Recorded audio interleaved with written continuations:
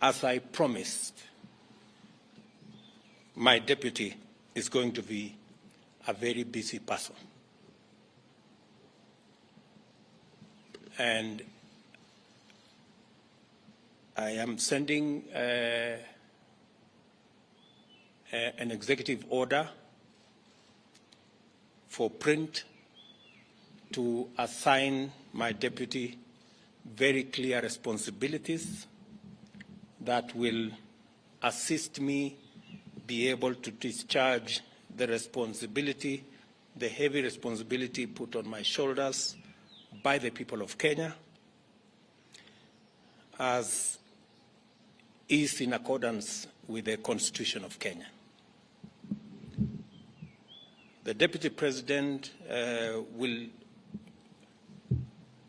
deputize the President in the execution of all President's functions that are allowed by the Constitution and law. He will chair cabinet committees. He will oversee the implementation of cabinet decisions across all ministries and departments.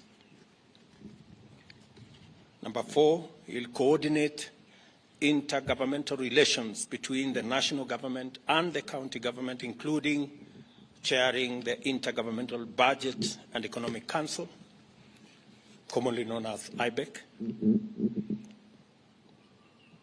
He will be the liaison between the constitutional commissions and independent offices in matters that require intervention by the national government, including budgets, policy formulation, and implementation of their recommendations.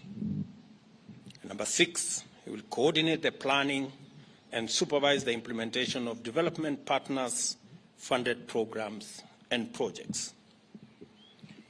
And he will oversee public sector reforms and any other functions as I may assign him from time to time.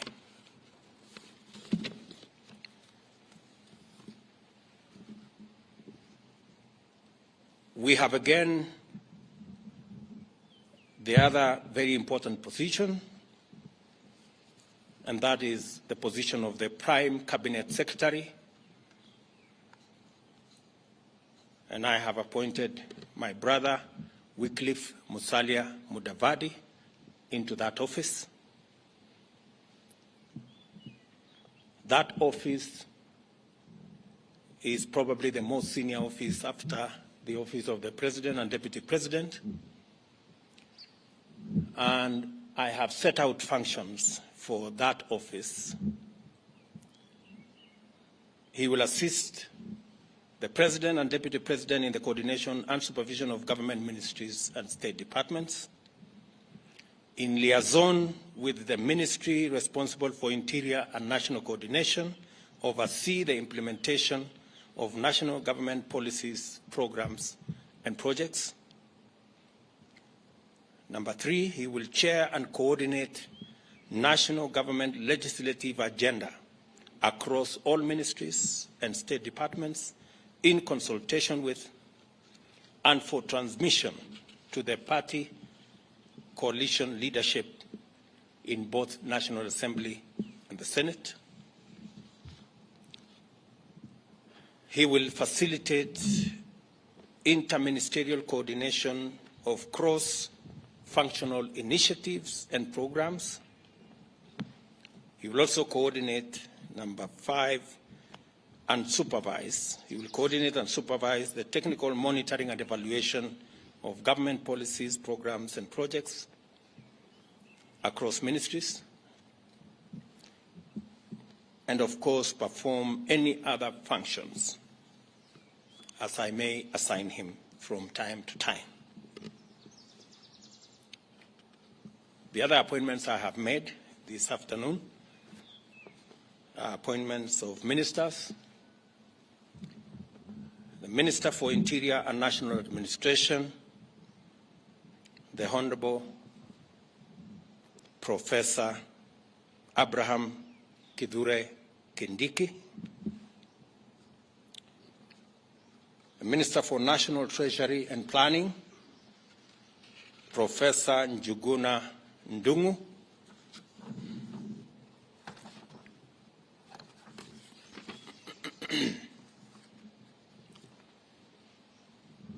Public Service, Gender and Affirmative Action, the Honorable Aisha Jumwa Katana,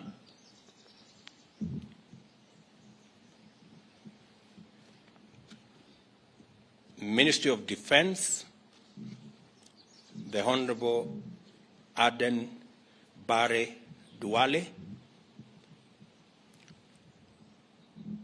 Ministry of Water, Sanitation and Irrigation, the Honorable Alice Mudoni Wahome,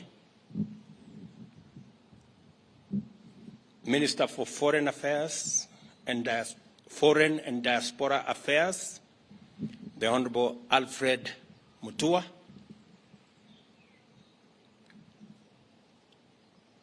Minister for Trade, Investment and Industry, the Honorable Moses Kuria, the Minister for East African Community, Arid and Semi-Arid Lands and Regional Development, Rebecca Miano,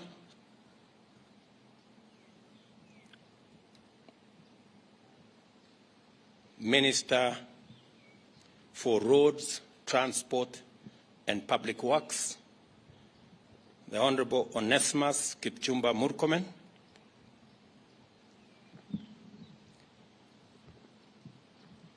Minister for Environment and Forestry, the Honorable Roslinda Soipan Tuya,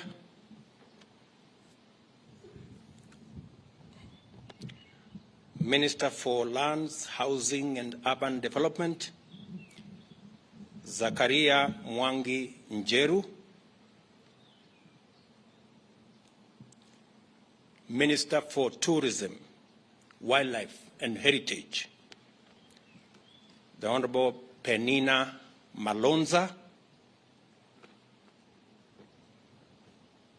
Minister for Agriculture, Livestock and Livestock Development, the Honorable Franklin Medika Linturi,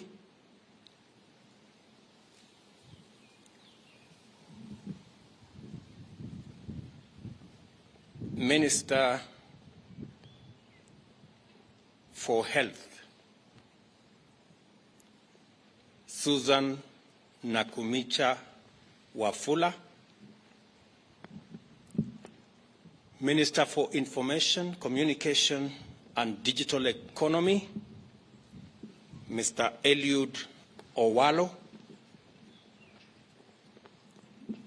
Minister for Education, Ezekiel Machogu, Minister for Energy and Petroleum, Davis Chirchir, Minister for Youth Affairs, Sports and Arts, Honorable Ababu Namwamba,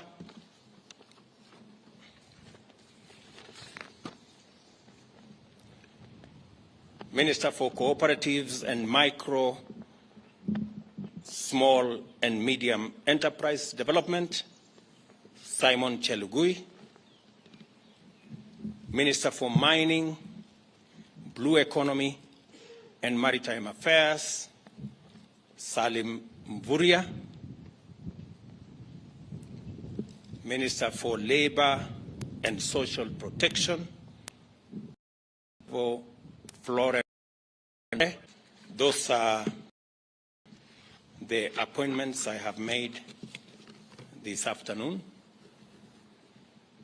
Other appointments will follow in due course on the other areas that are part of the team that will work with me and my two brothers and the entire cabinet in making sure that we implement the program and the plan upon which the people of Kenya voted for us.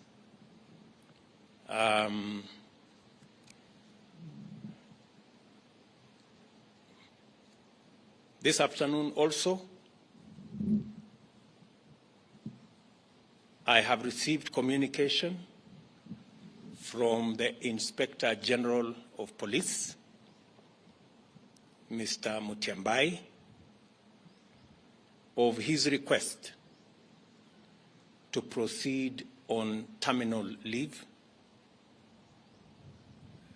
because of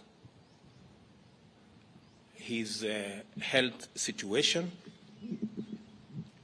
I have, after discussing with Mr. Mutyambai and in consideration of his service to our nation and his health situation, I have accepted that Mr. Mutyambai will proceed on terminal leave on the 6 months that he still has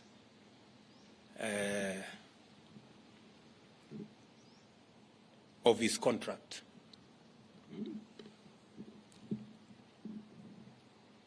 I have also received the resignation of the Director General of CID, Mr. Kinoti, and I have transmitted the same to the National Police Service to proceed with advertising that position. And meanwhile, they should get somebody to act in the place of Mr. Kinoti.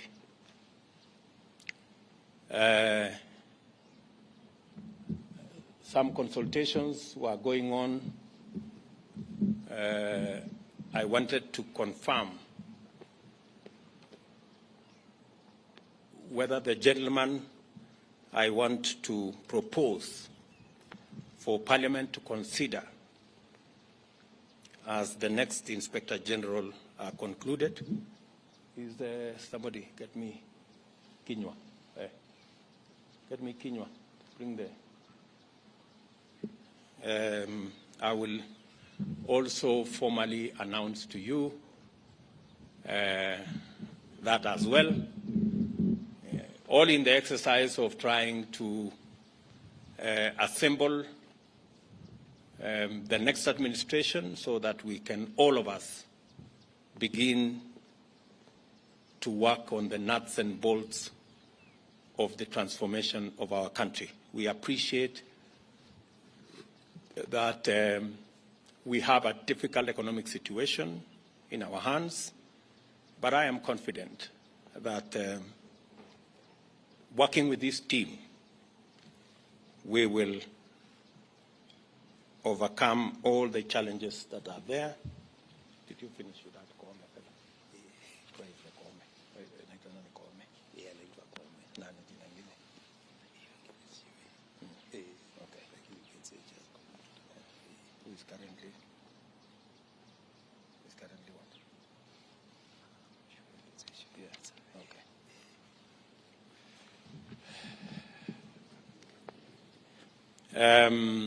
Once I conclude my consultations with